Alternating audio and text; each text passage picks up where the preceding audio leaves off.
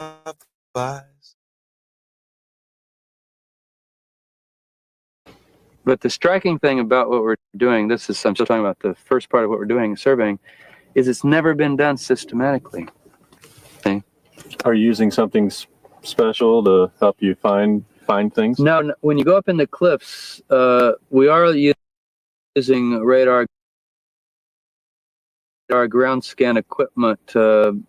If we find, let's say you go in a cave and it looks really promising, Roman pottery, fire marks on the wall, clearly inhabited from the period, and you have 3 to 4 meters of bat dung and debris. We are modern archaeologists. What do? We don't just take our team in with masks and start digging and sweating. We take the ground scan in, run it around the floor of the cave. It tells us how deep everything is. This is the new lazy man's way to do archaeology. This is Geophysical Survey Systems Subsurface Interface Radar System number 10. The unit is the acquisition system, which is capable of connecting to the 500 megahertz antenna that you see in front of me. These pieces of equipment together can identify with changes that occur below the surface, and the hopes are that we may be able to identify with voids or cavities or changes in the earth that may present indications or evidence of where we might have antiquities or some other type of interesting artifact that have been left here over the centuries.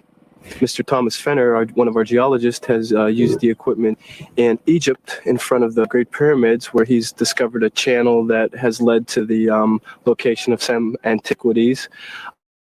It's been used in Greenland to locate a number of jet bombers that were lost after the war there and have been etched into the ice.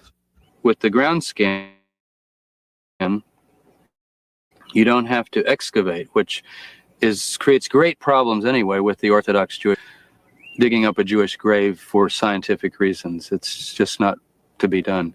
Now, when you ground scan a tomb, you don't get a lot, but and there aren't many artifacts in tombs, but you could at least verify where all the tombs are and so on. Now, we won't have time to do that this trip, but it gives you an idea of the possibilities.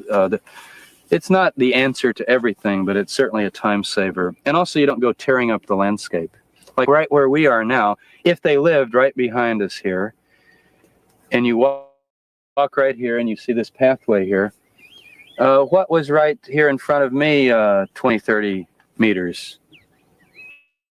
It hasn't been dug. We can come off the ground scan. We might find that there were structures right here where we're standing. The land is so rich that it's going to take a few centuries to get around to everything, but we have to choose priorities. And for those of us interested in the roots of Western civilization, which takes us to Christianity, which takes us to Jesus, which takes us to this desert, which takes us to this spot where we're sitting, I would rather dig here than anywhere else. So that's why I'm here. If you had only one wish, just one wish to find, what would it be? A letter written by James. This is Purdue University. This is where the work starts. This is where the best ideas create a cleaner tomorrow. This is where teamwork and persistence safeguard our future. Airflow rate looks good. Running auto in 3, 2, 1. This is where knowledge is shared to accelerate the delivery of therapies and drive the discoveries that save lives. This is where the next paradigm-shifting, world-shaping, groundbreaking research is born, where the edge of what's known borders what's yet to be found. This is Purdue, where we never stop coming together to explore our wildest dreams, tackle the new tough challenge, drive excellence at scale. This is where the innovators and leaders, experts and brilliant minds, like you, come to create lasting impact and persistently pursue the next giant leap.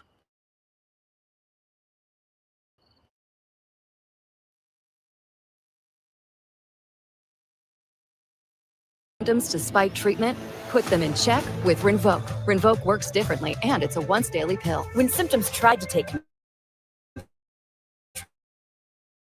control, got rapid relief and left bath emergency behind with Rinvoq. Check. And in that letter could be many interesting things, but perhaps just some even common things. Just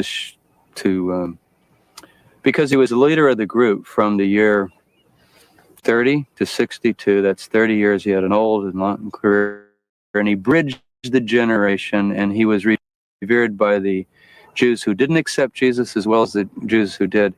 And anything from him would be, in a way, it would probably be the most incredible archaeological find tree, only because, I mean, there are many Christians who don't even think Jesus had a brother, right?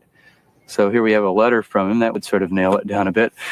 But also, what would he say about his own brother? It would be very interesting to get, and he led the community. I said earlier, Peter didn't lead.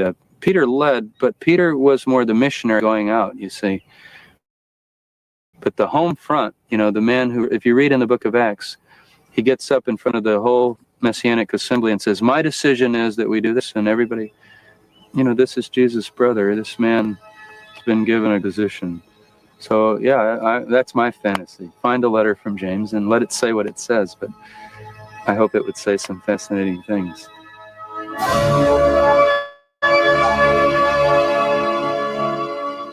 I'm going to do something I rarely do on a program. I'm going to read from the daily newspaper. The article appeared in the Dallas Morning News. Dead Sea Scrolls mention death of Messianic leader, and the New York Times reference to execution of Messianic leader is found in scrolls.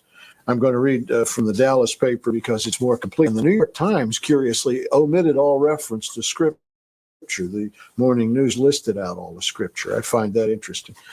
In any case, the article went this way. The dateline is Associated Press from Los Angeles.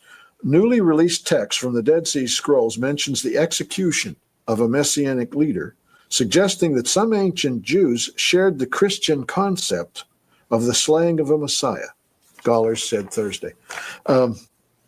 You know, they don't believe this. These are people who do not believe the Lord's report. In the gospel is full of Jewish people believing in Messiah, but discounting the New Testament, and that's okay with me. The power of this new revelation is it's not biblical. There's an extra source now to read of Christ outside the New Testament. Technically, you could say I don't believe the New Testament, but I do believe in the historicity and mission of Jesus Christ. You could do that now.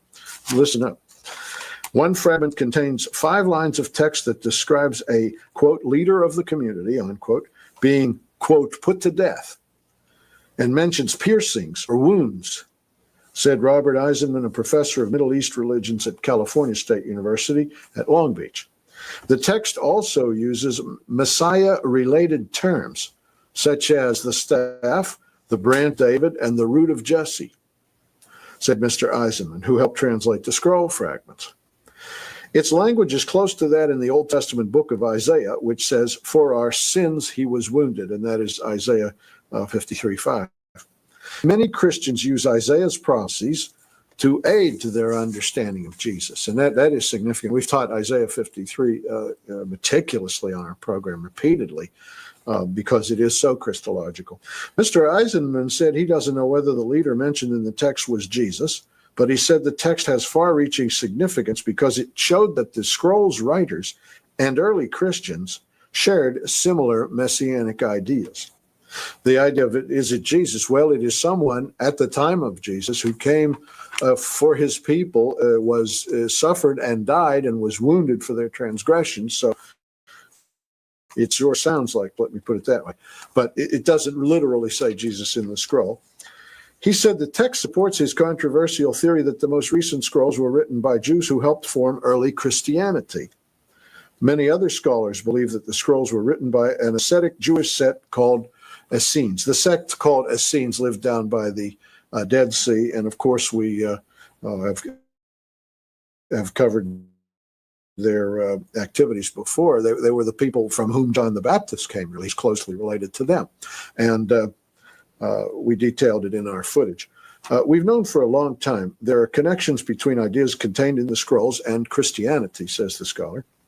However, this particular idea, the idea of a dying Messiah, is new and explosive, said Michael Wise, a University of Chicago professor of Aramaic, the language of Jesus.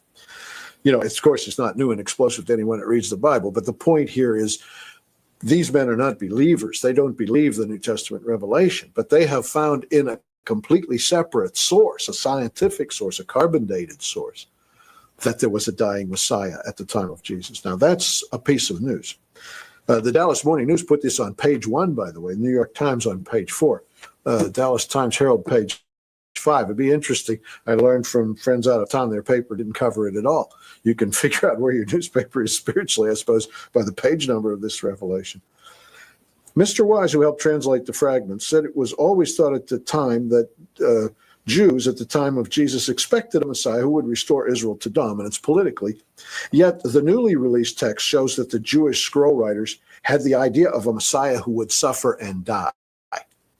That's what explains Jesus. There have been messiahs well, we have messiahs today. We have Reverend Moon, we have Lord Maitreya, we have Maharaj Ji, we have all sorts of messiahs.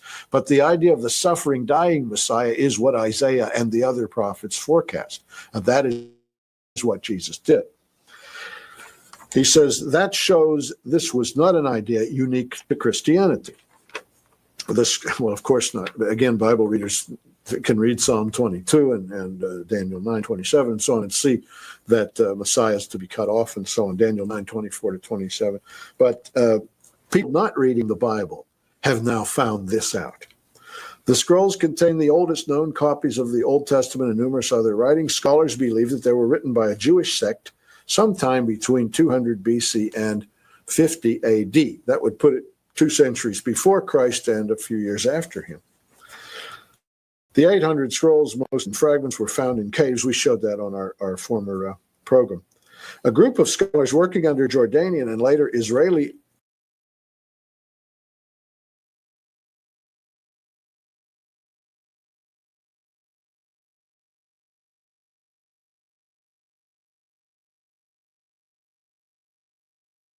My moderate to severe Crohn's symptoms kept me out of the picture. With Skyrizi, feel symptom relief at 4 weeks. Many people were in remission at 12 weeks, at 1 year, and even at 3 years. Don't use allergic. Serious allergic reactions, increased infections, or lower ability to fight may occur. Before treatment, get checked for infections and TB. Tell your doctor about any flu-like symptoms or vaccines. Liver problems leading to hospitalization may occur treated for Crohn's. Control is everything. Ask your gastroenterologist about Skyrizi. Offices controlled access to many scrolls for 40 years, drawing criticism that they were sluggish in publishing translations. And of course, this is they still are sluggish. It's just that people made a concordance, and people from the concordance reconstructed painfully the original text, so the rest of us peons could at last see what they were suppressing here in these scrolls. And it's worth seeing. My, is it ever? If the translation of the fragments is correct, the text is very significant, says James Tabor, University of North Carolina Associate Professor of Christian Origins and Ancient Judaism. It tightens the connection tremendously between the early Christians and the people who wrote the scrolls. Eugene Ulrich, a University of Notre Dame theology professor, said, "It's an interesting text. I doubt if one would call it explosive or revolutionary." This particular character is the one who was the chief editor. It says, as chief editor of the scrolls, Mr. Ulrich was among the scholars who had early access to them. He and his staff suppressed this information all these years. I don't think a man like this, a University of Notre Dame theology professor, would even appreciate that he's reading scripture or has other reasons, but why he would suppress so important a revelation for so long a time is beyond me. Many concepts once believed to be uniquely Christian were found to have been mentioned by Jews who wrote the scrolls, Mr. Ulrich said. What a revelation that is. Jews wrote the New Testament as well, Mr. Ulrich. Jesus was a Jew, Mr. Ulrich. He lived in Israel, Mr. Ulrich. Mr. Eisenman and Mr. Tabor said scroll editors could have published the text years ago and now want to play down its significance because it could damage traditional religious views. Mr. Ulrich denied that the text was withheld. Shalom. Hello. Now, you may remember in early November, we made a program on the newly released texts of the Dead Sea Scrolls. The November 8th newspaper had the article about the scrolls released, and several scholars who'd spoken up about new texts that were very exciting. And we made the program that day, and by November 9th, you saw it on the FAM network and so on around the country. And we quoted from newspapers. I had said on that program, something I rarely do is read the newspaper, but we wanted to make that show so fast. After the scrolls have been virtually suppressed for 40 years, there was no time to lose to get the wonderful news out. And we read right from the newspaper, and one paragraph that I read had to do with a certain professor. It says, if the translations of the fragments is correct, the text is very significant, said James Tabor, a University of North Carolina associate professor of Christian origins and ancient Judaism. It tightens the connection tremendously between the early Christians and the people who wrote the scrolls. Now that's exciting. And I'm going to come back to you right after this with Professor James Tabor. I'm going to do something I rarely do on a program. I'm going to read from the daily newspaper. The article appeared in the Dallas Morning News. Dead Sea Scrolls mention death of Messianic leader, and the New York Times reference to execution of Messianic leader is found in scrolls. I'm going to read from the Dallas paper because it's more complete. And the New York Times, curiously, omitted all reference to Scripture. The Morning News listed out all the Scripture. I find that interesting. In any case, the article went this way. The dateline is the Los Angeles. Newly released text from the Dead Sea Scrolls mentions the execution of a Messianic leader, suggesting that some ancient Jews shared the Christian concept of slaying the Messiah, scholars said Thursday. And so, from the University of North Carolina at Charlotte is Professor James Tabor. And thank you very much for joining us. It's good to be with you today. It's great to have a principal exponent of a new idea with you because you get straight from the beginning. Now, you have three texts about Messiah that we can discuss. Right. And the first one is what we call the slain Messiah text. Yeah, that's the one that caused all the stir last month.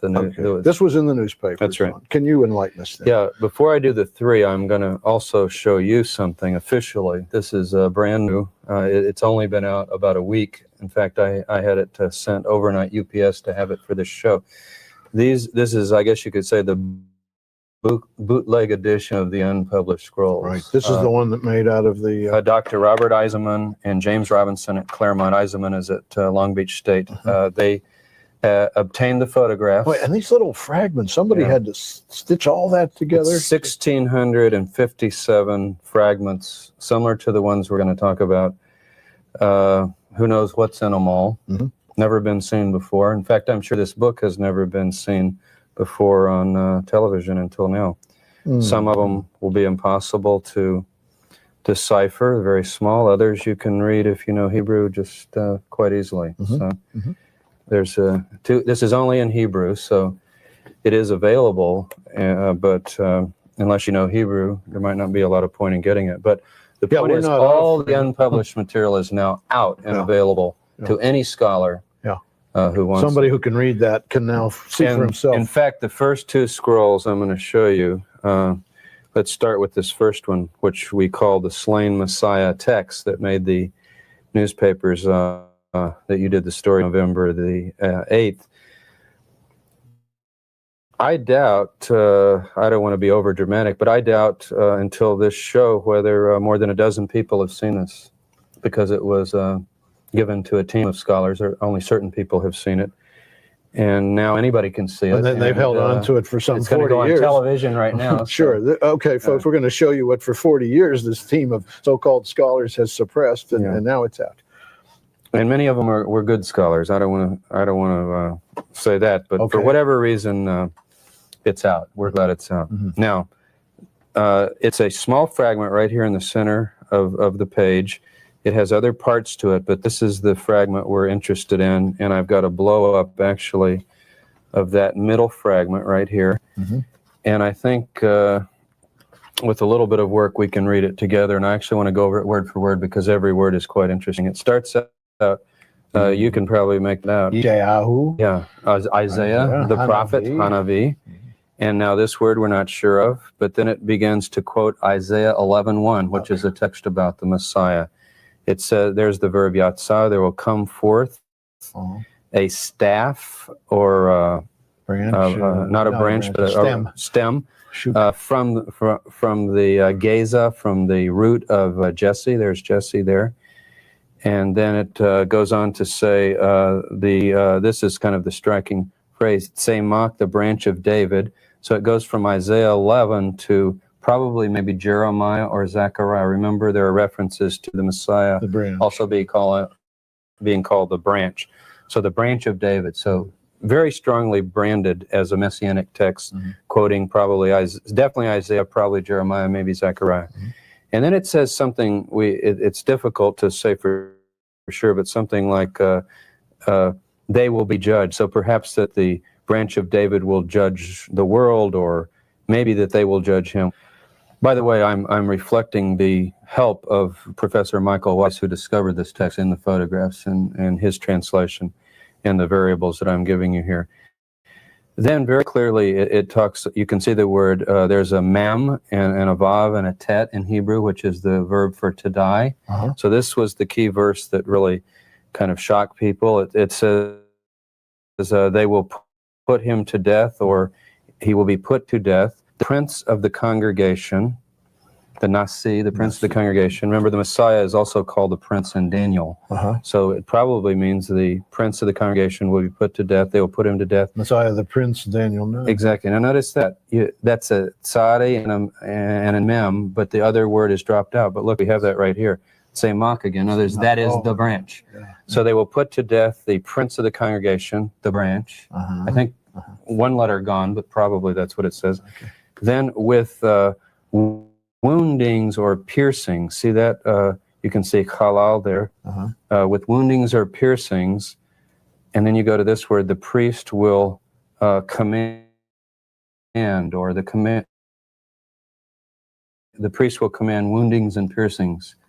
Seems to Nasi, or this Tzemach, this branch, to death. So that's what all the stir was about. Suddenly we had a text from Qumran that clearly talks about the Messiah being suffering or being slain. That seems to be a valid interpretation.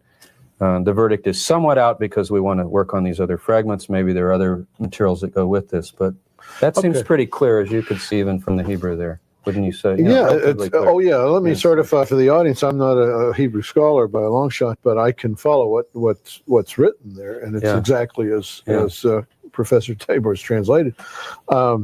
The bigger question, of course, this was written down by the people in the Qumran caves. They weren't necessarily believers in the sense of they saw the activities of, let's say, Jesus for the sake of argument. And they weren't writing a religious text. They seemed to be reacting to events. They report the death of a leader of the community, etc. And they choose to refer to Isaiah's messianic prophecies to help identify this person that died. And the woundings and piercings is out of Isaiah 53, so on. It rings a familiar chord to them. The big question then, could this simply be referring to Jesus? We can't say who it refers to because it doesn't give a name. I see two possibilities. One would be that they have put text together, that they've taken a text like Isaiah 53 about the suffering of a servant of God, as well as a text like Isaiah 11 about the branch of David or the king, put them together. I think that's unlikely, though, because even in the New Testament, in the Gospels, you have the disciples presented as not putting that together. They react to the event. Then they say, well, we know he was the Messiah, but he was slain. Oh, yeah, it must mean this and this. And they went back and found the text, these suffering texts. I think it's much more likely that the latter happened, that what we very well might have here, I'm not positive, but we might have a text written in actual reaction to the wounding, piercing, or slaying of a figure that this group had great hope in. But to say it's Jesus, of course, that's going beyond the evidence. Although we can now say, if this translation holds, that this group also was thinking in terms of the suffering Messiah as well as the king. At least they had the teaching that Messiah came to suffer, to intercede. They seem to have that. Now, sometimes you'll hear people say, well, Judaism teaches that. There's the Mashiach ben Yosef, the suffering. So, you see, that's late. That's late in the Talmud and in other midrashim. This is an early text. You cannot show, I don't know of a Hebrew text in the Midrash, the Talmud, the Mishnah, these ancient Jewish sources, this early, that talks about Messiah being pierced or slain. So this, other than the New Testament, this is it. But what it means is that other Jewish groups of the time were also in some way discussing something like this. It isn't a big stretch for me to say somebody lived at this time before 50 AD. He died or was killed with woundings and piercings. The people down at Qumran who had no axe to grind one way or another, that he made them think about the messianic prophecy of Isaiah. Cries out to be Jesus of Nazareth. I want us to do... but that's not scientific. Yeah. I want us to do another show on the identity of Qumran and Christianity. Maybe we can get into that even more. We will do it. I would love to do it. Okay. Let me go to another text, and that's the so-called Raising the Dead text, which this is your discovery. Dr. James Tabor discovered this one, and it's clear. I've looked at it. It has a direct reference to the Gospel of Luke. In some fashion, it seems to. Shop your new mattress your way at Ashley. Plus our wide selection online from the comfort of your home. Okay. Now, this text was published in Bar Magazine, Biblical Archaeology Review, about the last issue, the current issue, actually.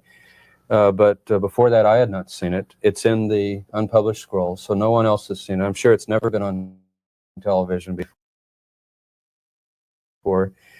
And it's got some interesting lines. There are 13 lines. We won't do them all, but I did want you to notice, because you do read Hebrew here, this is very clear. This is the end of the word. The heavens and the earth will obey. See Shema there. Just like the Shema, and then Lamashicho, his Messiah. So it starts out in this column talking about a time, a messianic era.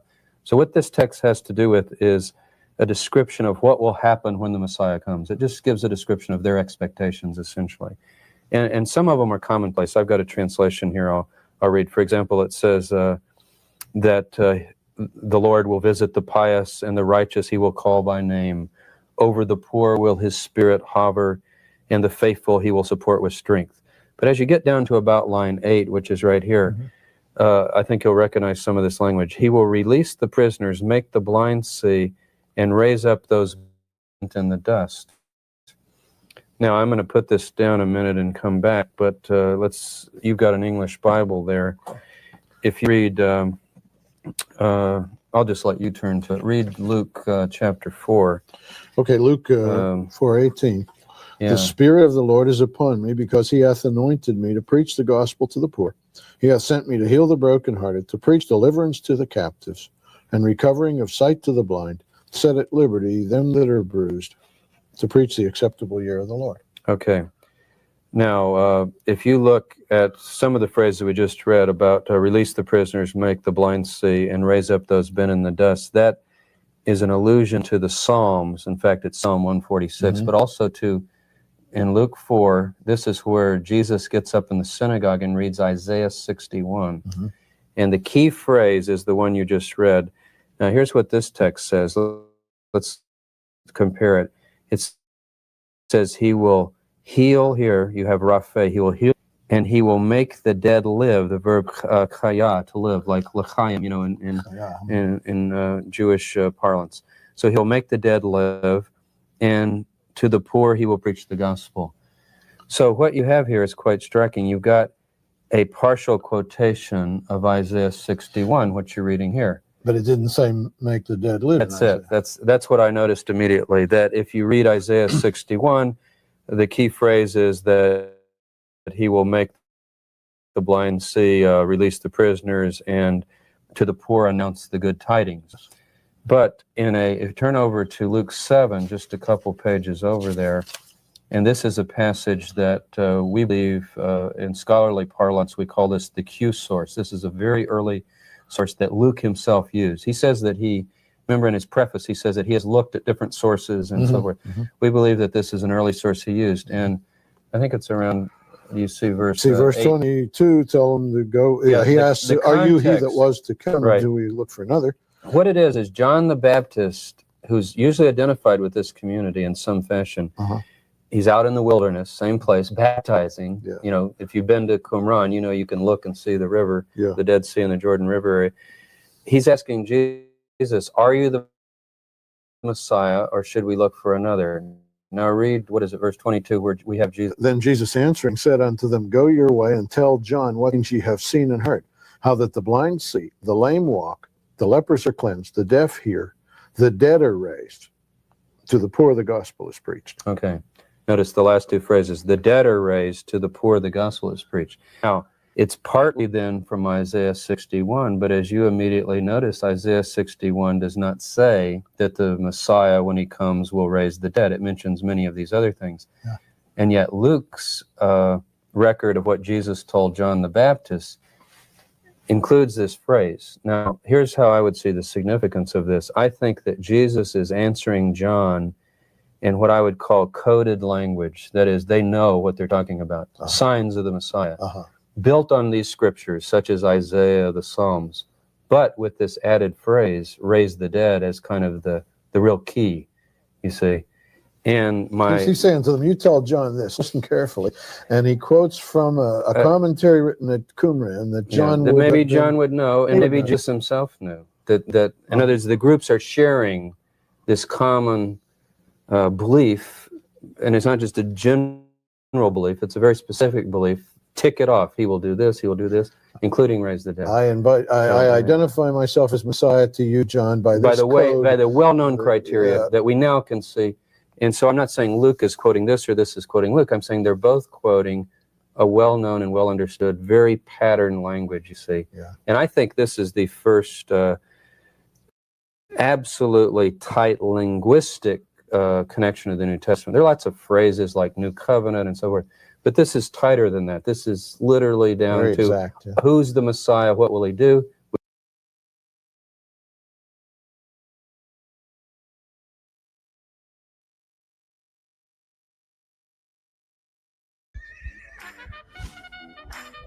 Becomes a rush.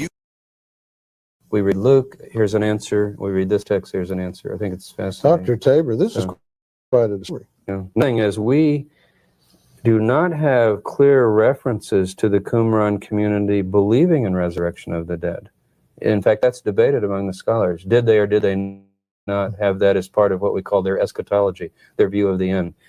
And as you know, in the New Testament, resurrection of the dead is the key doctrine. Paul makes it a big point in the book of Acts. You know, I believe in the resurrection. 1 Corinthians 15, you know, is very strong on that. This is one of our strongest indications that they do believe. There are allusions elsewhere, but this is absolutely clear in Hebrew. There's no doubting the reading. He will make live literally the dead ones. Yeah, that's very clear. So I think it's quite a fascinating text. Very nice. Now, the Isaiah 53:11 text, which is about Messiah and the light. Yeah, that's an interesting. Now, we're going here from unpublished, which is now published. I say unpublished meaning till last week. Two looked at. They're published now because Barr has put them out. But this Isaiah scroll, Isaiah 53, of course, has been known for centuries. It's in everybody's Bible. This is he Christians goes and as a Jews. lamb to the slaughter. By That's his right. stripes That's are right. healed. The servant, and Very it's variously interpreted. Is it Messiah? Is it the people of Israel? Is it a righteous servant, a tzaddik, you know, of Israel? But anyway, this is Isaiah 53, beautiful text in Hebrew, of, as you know, in Cave 1, first discoveries made by the Bedouin shepherd boy. This whole scroll was found, complete scroll of Isaiah, and you've seen it, I think, have you not? Yes, I have. because you did I that was program. in the museum there. Yeah. And it's I think you demonstrated that a modern Israeli can simply sight read this. It's that clear. It's Sure, absolutely it's clear. very easy to read. Now, so this is not an unpublished text, but it's an interesting text. Now, people often ask, when you compare the Isaiah of Qumran, which is 2,000 years old or more, and the Isaiah text that we have today, copies of copies of copies, medieval Hebrew manuscripts, are there major differences? The answer is know. But there are significant differences, and one of them I wanted to talk to you about is in verse 11 here. You have English Isaiah 53, verse 11. This would be the common King James translation of Isaiah 53, 11. Go ahead and read He it. shall see of the travail of his soul and shall be satisfied. Okay. We'll just take that phrase.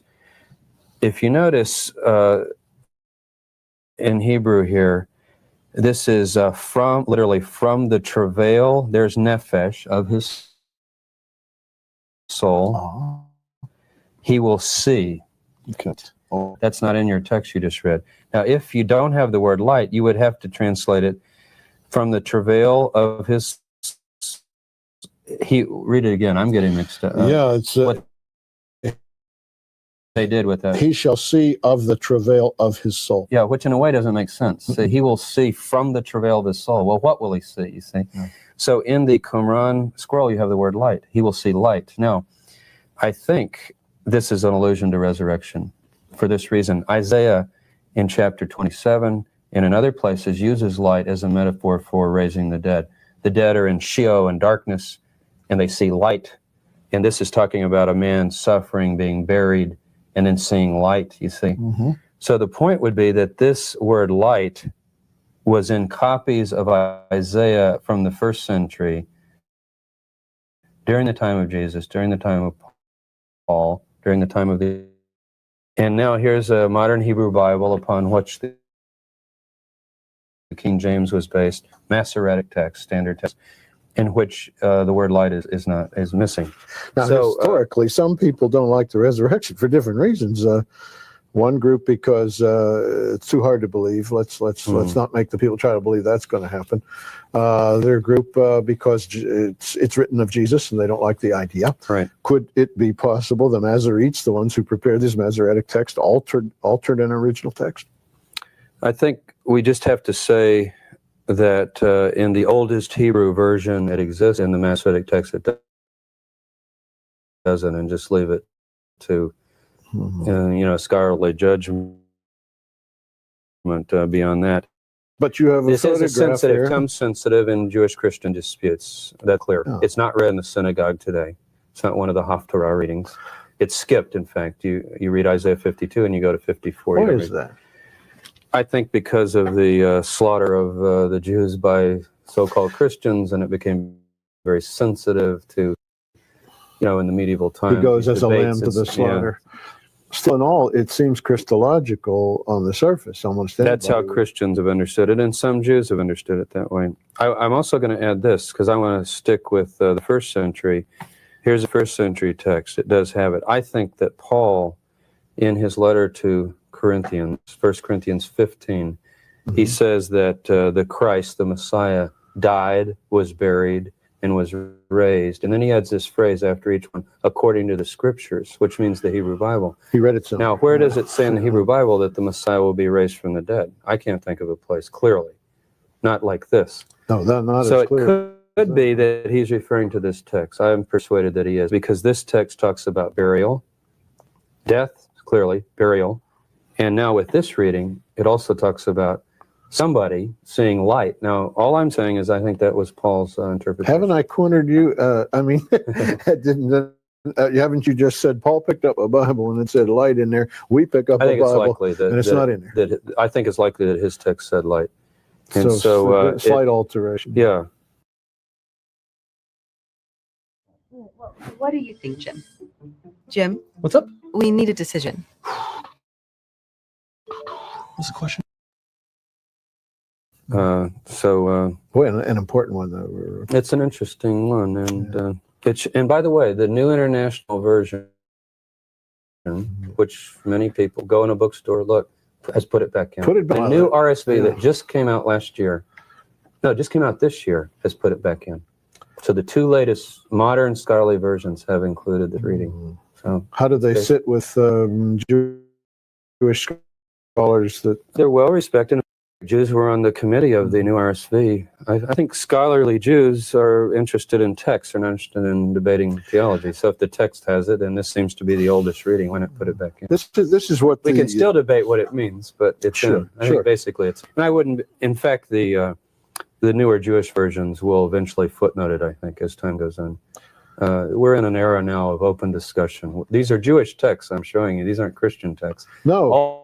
All three of these are thoroughly Jewish texts. Yeah. And yet they're talking about things that Jews and Christians have in common and need to discuss. And one problem we're going to take up on our future programs together is the sticky area of these are Jewish texts found in West Bank locations and controlled by Christian scholars. It's a weird area of modern, I think of Daniel 12:4, knowledge will increase in the end. I'm sure he means spiritual knowledge. And these Dead Sea Scrolls, to me, this just makes me bounce in my seat. I mean, I've never seen anything so exciting. They're fascinating.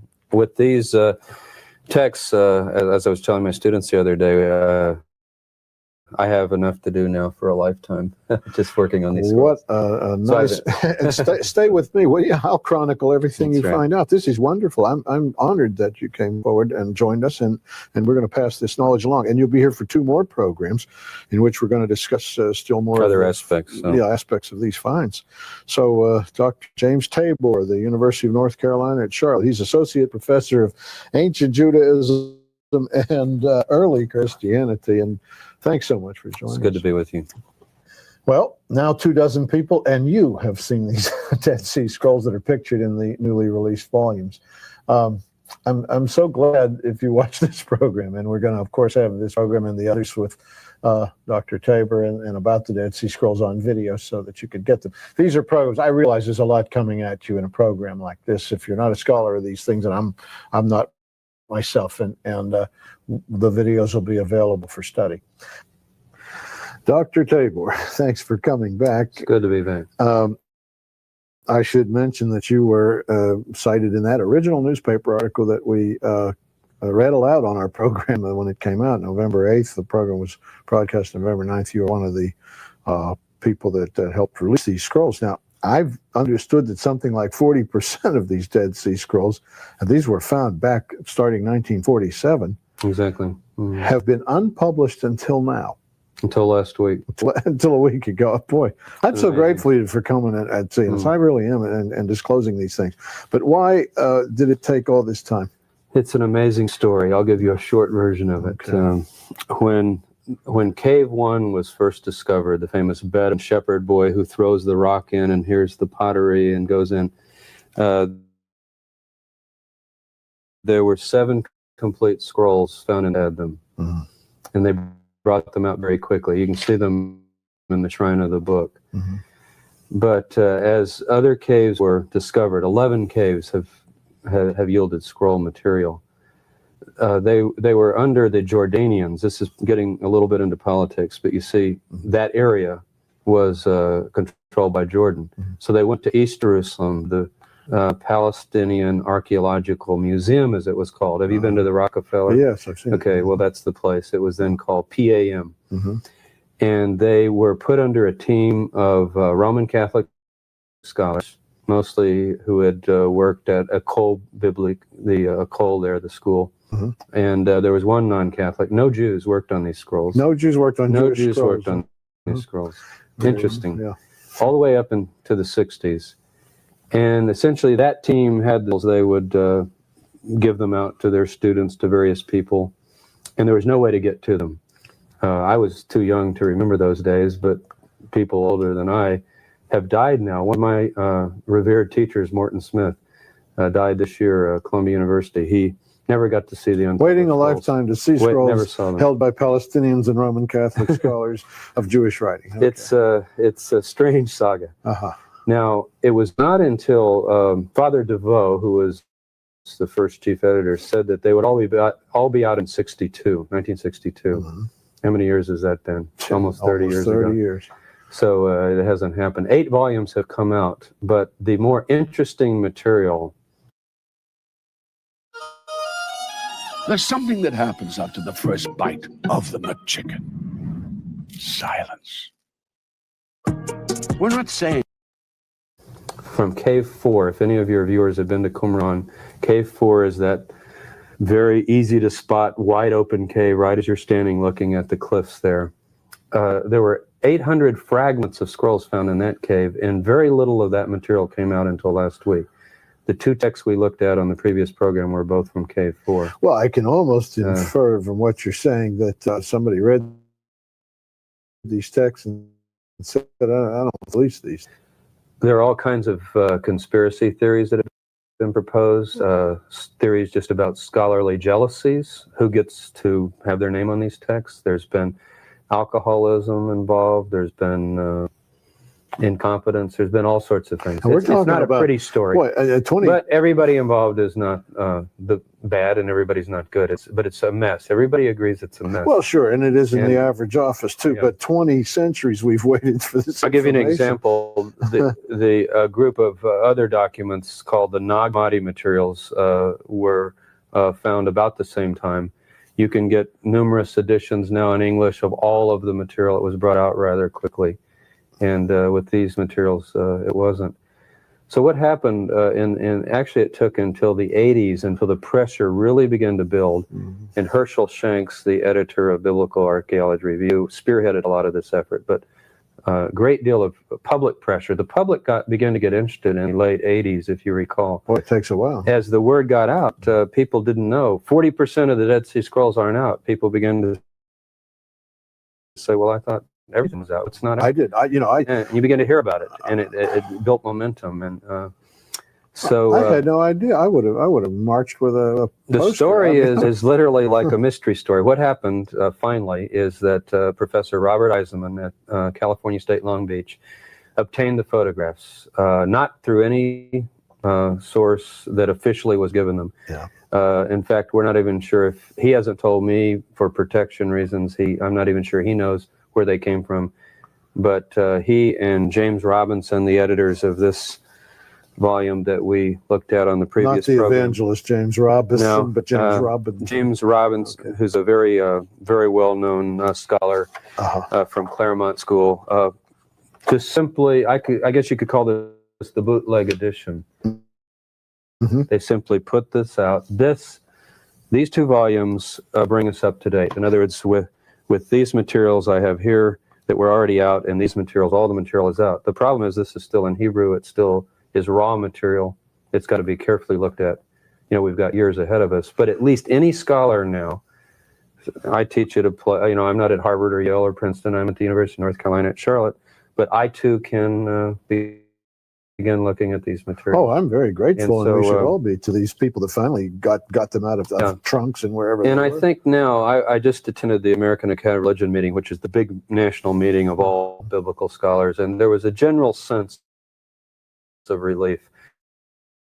These were being sold, and I think people were saying, well, finally, they're out. Go slow side, get them outside. It's over. They're out, and let's just go ahead now and see what they are. As though it were some mere a product with a patent or something. That's I mean, right. this belongs to the whole world. This is the material for the heart. This is not a. It's a very interesting question who they belong to. Okay, we already said they were discovered in 1947 on the West Bank, right? Jordan. So Jordan owns them, I suppose. Now, this is odd if you think about it. What if some very valuable Arabic manuscripts relating to the very birth of Islam had been found in the land of Israel, and only Jews were looking at them? No Arabs were allowed to look at them good until luck. the 60s. What do you think would happen? President Bush and Secretary So Baker. clearly this is very political. But in the Six-Day War, lo and behold, on June 7th, 1967, guess what? The Israelis suddenly owned the scrolls. Why? Because they took over East Jerusalem. Occupied the land. They occupied the Rockefeller. The scrolls are in the basement of the Rockefeller to this day. These photographs were made back in the 50s or 60s. As a preservation in case of war or destruction. So we have them. So now the Israelis own the scrolls, but the Israelis didn't want to rock the boat in terms of the team that had been working. There was patience in the 60s, a sense that, well, they've only had them for 15, 20 years. It's very technical. You saw how some of these fragments have to be pieced together. Give these men credit for the hours of work they've spent. This stuff was brought in shoe boxes, if you can imagine, by Bedouins coming in Here's a box of, DeVoe said there were 15,000 fragments sometime from Cave 4, literally almost swept off the floor. What goes with what? So we give them credit for that. But then as you go through the 60s, the 70s, the 80s. Too slow.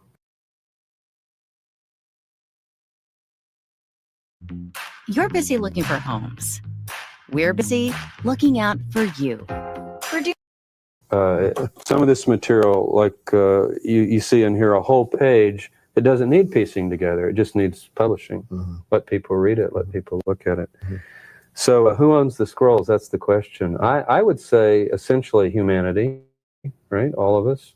But the Jewish people, basically. I would say even the Jewish people first, then humanity. Yeah. These things are written in right. Hebrew. They're in They're Hebrew, about the Jewish and they relate prophets. to the very important period of what we call Second Temple Judaism. Christians call it the Judaism of the time of Jesus of Nazareth.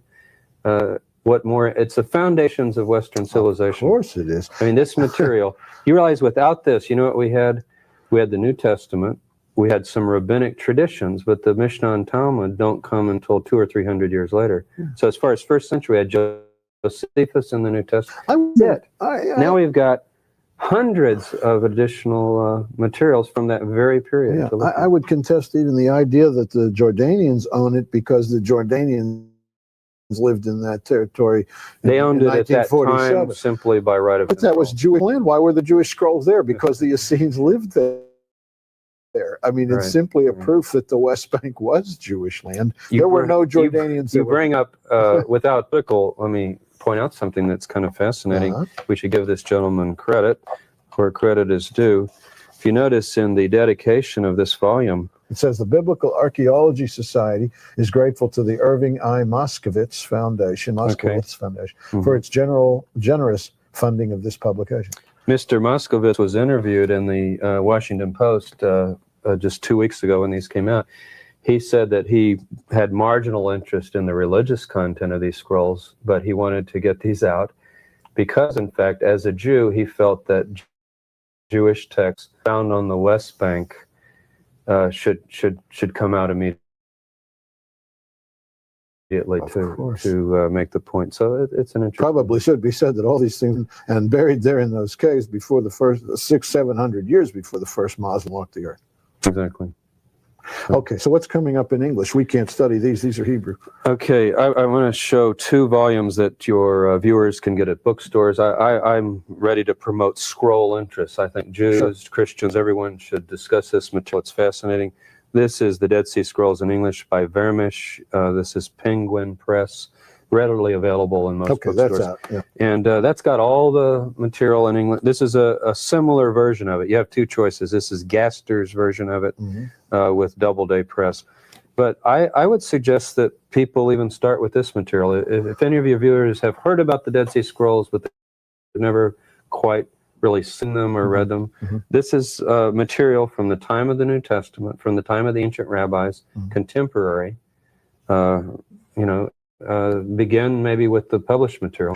For the unpublished material, unfortunately, you're going to have to wait a while. However, Robert Eisenman and Michael Wise, the 2 men largely responsible for some of these materials, are going to bring out a volume of 200 of what they consider to be the most interesting texts. Obviously, that Messiah text that we discussed last time, in fact, both of the ones we did in your previous program will be in that, and I guess 198 others. Now, that will be ready in the spring.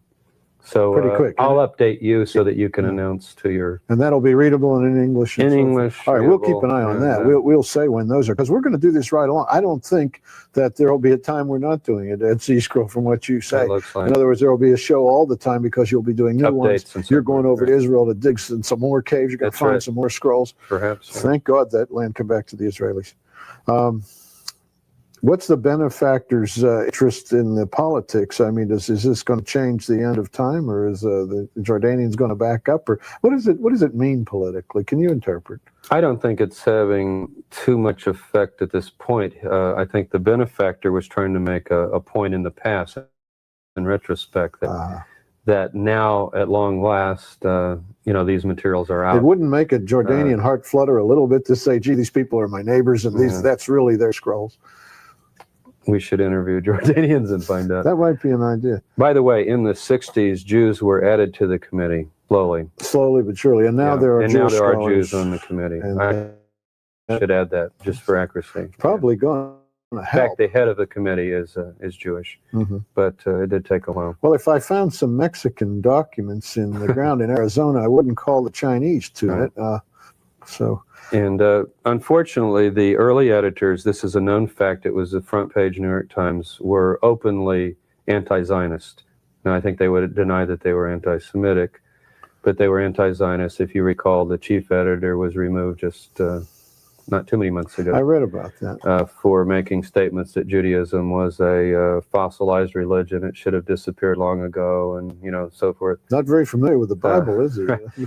And even Father DeVoe was pretty well outspoken as a person who had never set foot in Israeli territory or deal with Israelis in any way. So that's part of the story. Yeah. How can people, by logic, be chosen who are against the people who wrote the scrolls? I mean, down to the soles of their feet, would not put his foot in Israeli territory. How would anyone choose him? Or did they choose him on purpose? Well, the Jordanians chose him, Uh-huh. obviously. That sounds more like it. In order to bury the scrolls, maybe.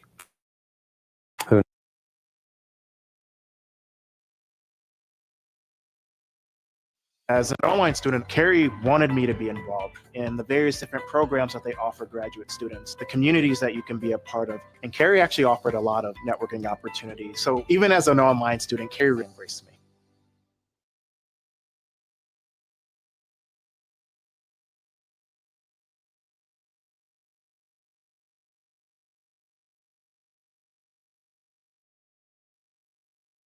Who knows? Okay, I don't want to put you on the spot. Yeah. It makes me angry, I can tell you. Well, you're Jewish, so you have the right to fume. Okay, let's put it on record. Who were the people, anyway, the Essenes who wrote the scrolls? People say the Essenes. Help us with who wrote the scrolls. Until, I don't want to put you up, but until this very important material from K4 comes out more, we've got so many questions. For example, before I saw that Wounded Messiah text, I'd have spun one theory, you see, and now I've got to also factor that in to any theory I might spin. Okay. What we can say, and that's why I think some of your viewers would like to see the things already in English, is you look at this group of so-called Essenes, let's just call them people at Qumran, okay, and they're talking about a new covenant, preparing the way of the Lord in the wilderness. Sounds like I'm talking about the New Testament. Sure does. Baptism, holy meals, they're talking about a Messiah and so forth. So the early idea was, well, these are probably Christians. They are the early Christians. And yet, if you look at their legal material, good example, they say, for example, if your beast falls in the ditch on Sabbath or is giving birth on the Sabbath, you can't help it. The Sabbath, the Jewish rest day, that would be breaking the Sabbath. Jesus is quoted, as you know, in Luke, saying precisely the opposite. Which one of you would not help a beast? So clearly, I think you said this on an earlier show you did, you cannot say that Jesus is a part of this community because he doesn't seem to share their worldview. No, he wasn't legalistic. No.